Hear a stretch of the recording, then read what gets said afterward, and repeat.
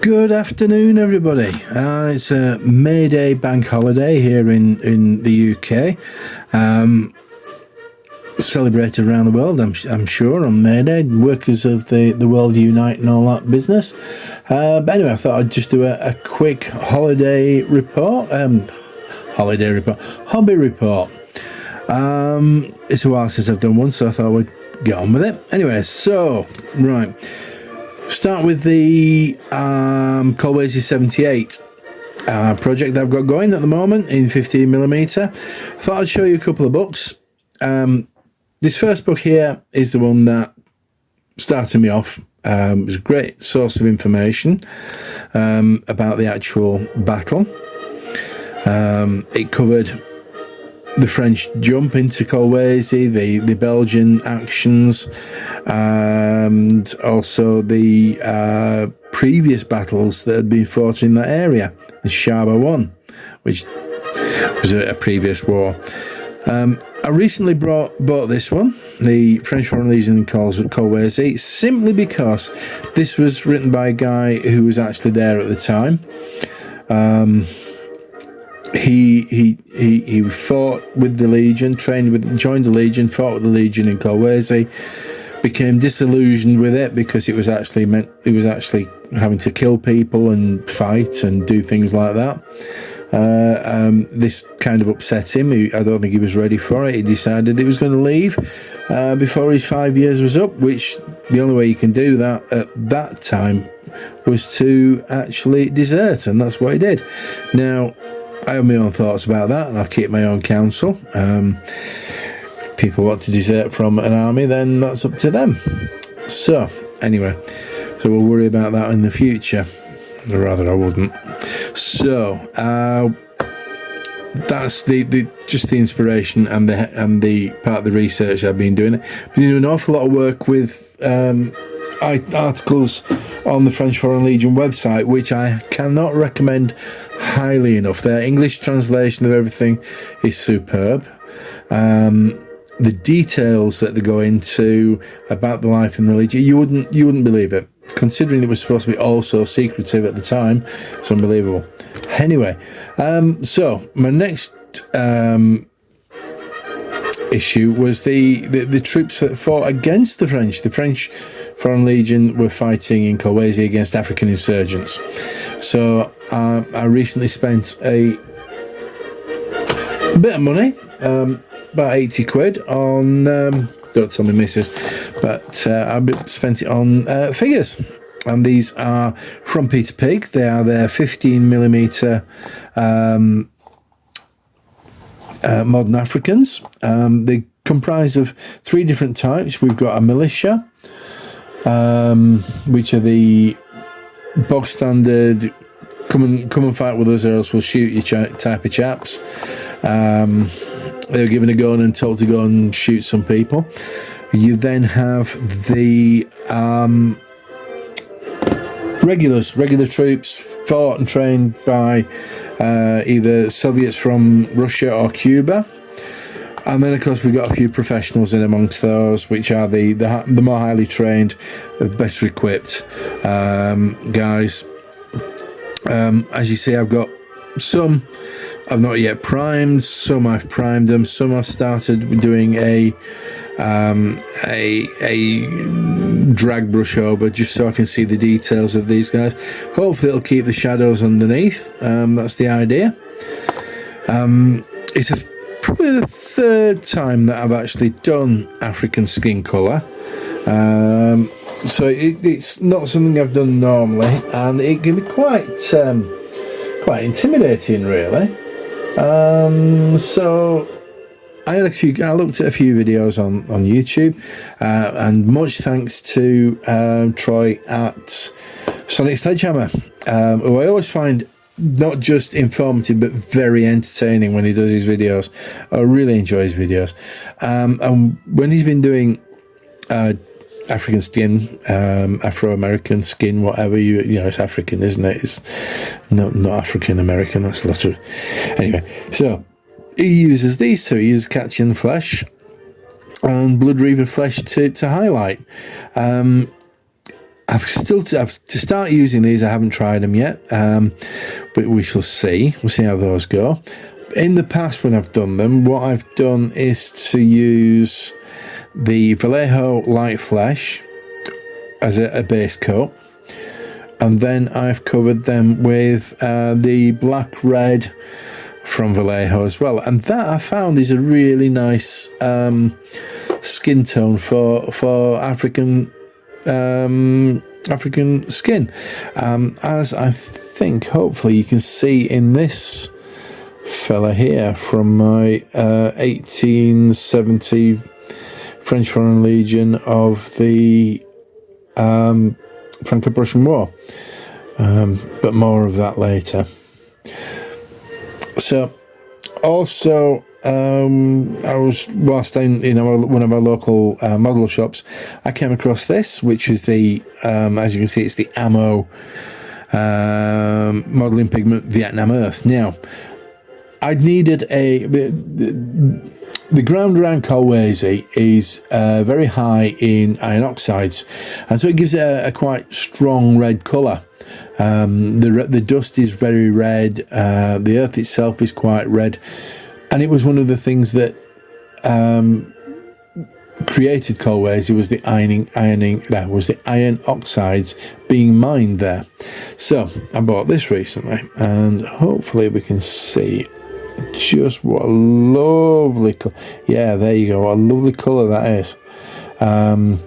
That's a fantastic pigment. So what I've been doing is I've been brushing it onto the buildings and onto my landscapes, and then setting it with isopropyl alcohol, and that seems to work absolutely marvellously. That was a godsend, was that. It's really bringing things together for me. I was very pleased at. Okay, so what else have I got? Oh yeah, I spotted these. I got an email from eBay from a previous seller saying that he got a sale on, and so I bought these, which are from Christoph Designs. They are a set of 4 damaged houses with pavements and a road out in the front of it. I bought those, but I also bought the undamaged house set, which I shall just show you the leaflet for. Just turn that over, and there we go. So that's the two, and that's how they look together. So it's the same set. One's damaged, one's not. Can be run as a mix, with both on the same street or opposite each other in the northern style or even back to backs in the northern style. But there's plenty of scope for using these. They're partially pre-painted, as you can see. We have the road surface here, which comes with a small curb along here, as you hopefully can see. Yeah. So you've got the curb there. So you've got that the roadway there. You also have a painted sidewalk. God, did I just say sidewalk? I've been trying not to say sidewalk for ages, all day when I've been talking about this. Pavement. So you got a painted pavement there as well, and then you've got the houses themselves, which are in a coloured MDF. Let's see, these are the exteriors of the MDF houses, and that's the interiors, and much grubbier looking. So you can paint them if you so wish, or you don't have to. Having seen the pictures on eBay of them, they look quite acceptable unpainted. Depends on what your local council says, I suppose, doesn't it? You have the various parts for the lintels and the I can never remember the name of those, the bits on the bottom of your window. But anyway, you also have painted and shaded roofs with nice scaling for the tiles. and again, pre-painted doors. So that, I think these are quite good. There's no rush for these. These are I bought them because they were on sale. I'm going to leave them for a little while before I do anything. I've got a lot to do before I really need these fellas. But I've got quite a lot, and I'm looking forward to it. Oh, and they also come with, what have we got here? Little back garden walls as well, which is going to be good. So I can fill those in and keep my friend Alex happy, because he does like his gardens on his houses. It's not often it's not often you see houses stood completely without them, unless it's the north of England, in which case you got back-to-back houses, which I'm more than familiar with. So those are those buildings. As far as the buildings for Kolwezi 78 are concerned, I would say the vast majority are finished. I have an airport. I have a hospital finished completely. I've got mine building that I'm going to use. I've got a number of shanty buildings, a shopping area, and a number of European style bungalows. All the bungalows need painting, but they're MDF. They're sat on my shelf. In fact, I'll bring them down. Oh, let you have a look. So these are the ones, and these are from JB John Banks on eBay again. He also sells things via Facebook as well, and these are very, they're fairly basic. There's nothing special about them, but by the time I've painted them up and got the gardens and all the rest of it sorted out, they will look great. They'll be fine. They're just what I needed, sort of small bungalow type houses. That's what the European mine workers often stayed in them. I put a bit of brick paper over those. I just need to do a little bit of, I think it's called a soffit or something like that across there. I also got these buildings here. I've got a number of these. A number of them are completed, and these are from Ironclad Miniatures. They are, I think they're resin. I'm not sure how they're being produced, whether they're moulded or whatever, but they're moulded with corrugation on them, and some's corrugated metal, some of it is wooden planks. It's meant to represent what people made their houses out of when you've not got a lot of money. A number of these have got painted up already, and they're already packed away into my new boxes for transportation.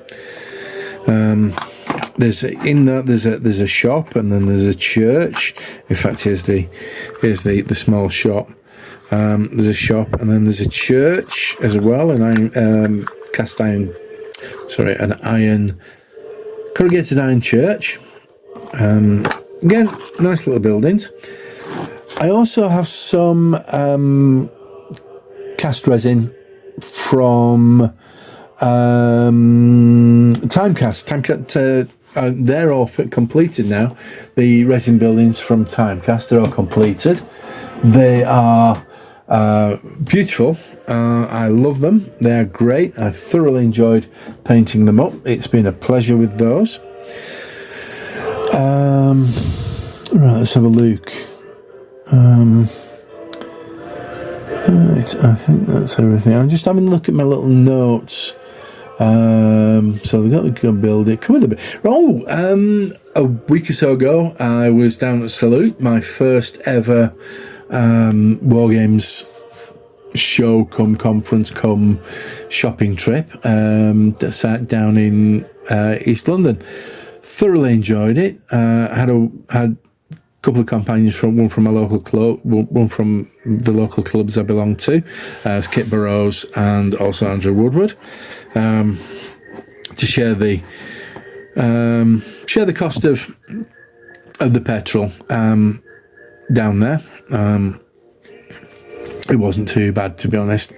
Less than a tank, which was okay there and back from the West Country. Will I go next year? Probably not.